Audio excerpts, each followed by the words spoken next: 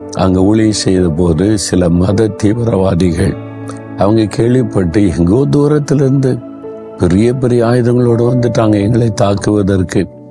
அந்த மாதிரி எங்களை அடிச்சு கொண்டுறணுன்ற மாதிரி வெறியோடு வந்தார்கள்.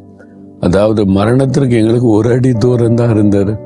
அந்த ஆண்டவர் எங்களை கைவிடவில்லை, அவங்ககிட்ட ஒப்பு கொடுக்கவும் இல்லை. ஆண்டவர் கூட இருந்தனால் அற்புதமாய் தப்ப வைத்தார். இந்த மாதிரி பல சம்பவங்கள் நடந்ததை என் ஊழிய பாதையில் நான் அதை அனுபவித்திருக்கிறேன்.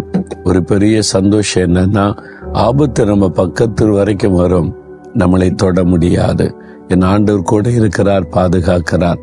அவர் தான் உங்களை பார்த்து சொல்றார், என் மகனே மகளே பயப்படாத, ஒருவனும் உனக்கு தீங்கு செய்ய முடியாது. நீ வேலை செய்யற இடத்துல உனக்கு தீங்கு செய்ய முயற்சி நடக்குதா? உன் வியாபாரத்தை அழித்து விடலாம் நீ தீங்கு செய்ய அவங்க திட்டம் போடுறாங்களா? உங்களுடைய ஊழியத்தை அழிச்சு உங்களை நிர்மூலம் பண்ணிடணும் நீ பொல்லாத மனிதர்கள் இருதயத்துல யோசிக்கிறாங்களா? ஒன்னும் பயப்படாதங்க, ஆண்டவர் கூட இருக்கிறாரு. ஒருவரும் தீங்கு செய்ய முடியாதபடி அவர் பாதுகாப்பார். விசுவாசிக்கிறீங்களா?